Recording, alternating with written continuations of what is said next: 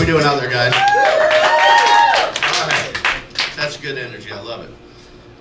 We have any veterans in the room? I want to take a moment to thank all the veterans in the room. Any veterans or active service members? All right. Anybody? I know I look like an undercover cop from every HBO movie ever, or certain versions of GTA. But the thing is, I'm actually a veteran myself of a lot of drugs.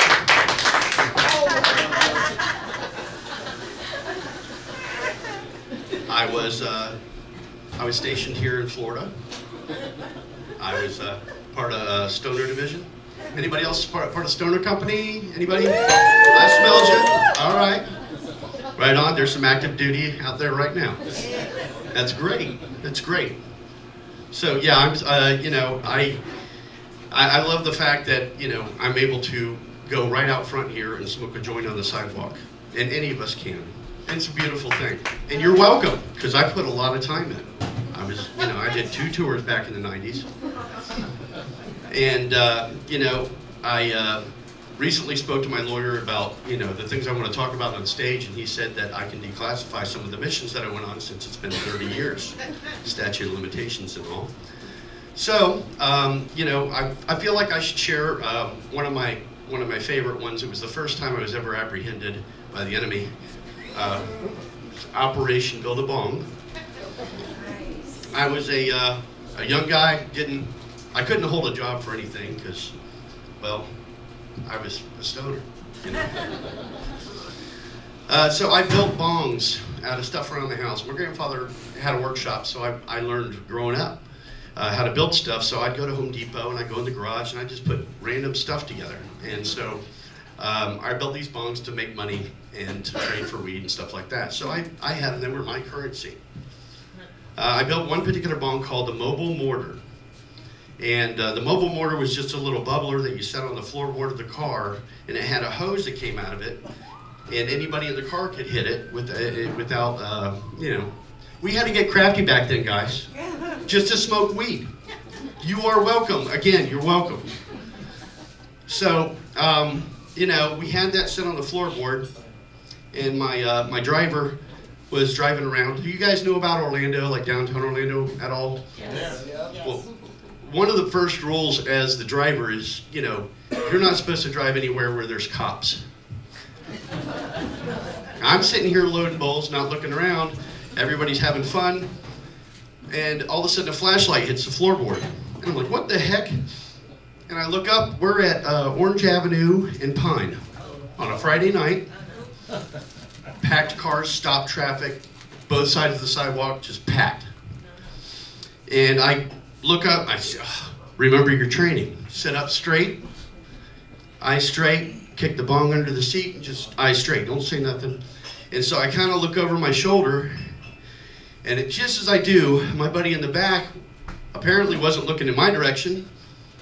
When I kicked that bong under the seat, he was hitting it. And at that moment, he coughed a cloud so thick out that window, I guarantee that cop standing there pissed dirty the next day.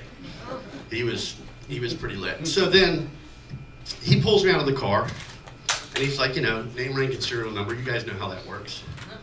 So all I had to hand him was a suspended driver's license, which I didn't realize it was illegal just to carry one then. So they have me in cuffs up on the curb, excuse me.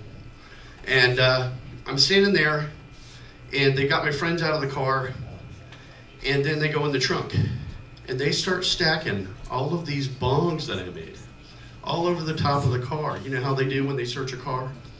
And this is Orange Avenue, Friday night, crowds gathering everywhere. And what ended up happening, they couldn't take those because they hadn't been used before. They were brand new. So they hadn't been used before. So they couldn't take those. And what ended up happening is my friends, after they took me to jail for my possession of a suspended driver's license, they bailed me out the next morning by selling the bongs that were to the people on the sidewalk there. So it was quite an adventure. Now, here, like I said, I retired in '99. I've been married 25 years. My wife and one of my daughters is back here now. And let me see here. Okay. So my being married 25 years, people ask me a lot, how do you guys make it work? How do you keep it spicy? I mean, what's the secret? There's really not much of a secret. We're always changing techniques, but recently my wife's been listening to these romance novels. You ladies in here know about the romance novels? Anybody? You're not going to admit it. You know why? Gentlemen, it's smut. They're listening to ear porn all day. And, I wouldn't know that much about it except for she listens to it in her earbuds most of the time, but I wouldn't know that much about it unless at night, she lays it on the bed. And I'll hear her listening to this smut. But, I want to keep it spicy too. So, the other day, she goes to get in the shower. And I'm like, you know what? I remember this scene from this book. I think I'm going to go on in there and do that scene. And in the book, the guy walks into the shower. He's naked. Now, keep in mind, this guy's got a six-pack. Okay? I got more of a keg. He's got that V. What's that V thing called right there? Anybody? What is it? Path to glory. That's the path to glory. Path to glory? Well, I can't say I have a path to glory. It's not a V. It's more of a vowel. It's a U. So, anyways, in the book, the lady's washing her hair out, and when she comes down after washing her hair out, she opens her eyes slowly, and he's standing against the wall watching her bathe. And she says a line, and then he says a line, and they have shower fun, right? Well, I think, okay, this is it. I'm going to do this. So I get in there quietly and sit up against the side. And she didn't say her line. Instead, she screamed and left the bathroom. I don't know if she actually rinsed her hair out completely or not. But, I feel like maybe, I don't know, maybe I missed the mark.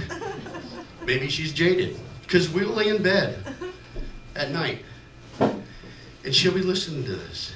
And I roll over, and she's playing solitaire. And I'm like, how can you lay there listening to this? Like you're listening to the Bible. She goes, I listen to this when I'm picking up pub subs or talking to your mom at lunch. I'll have it in my ear. I'm like, Jesus, how am I supposed to compare to all that, So, I'm glad you guys came out tonight. I've had a great time. I will say that I love the opportunity that Christy B gave me to come up here and do this tonight. I've only been doing this for a couple weeks. I've been running after it. I love this. The community is very welcoming. Everybody here is so wonderful and beautiful. You guys have been a great crowd, so thank you.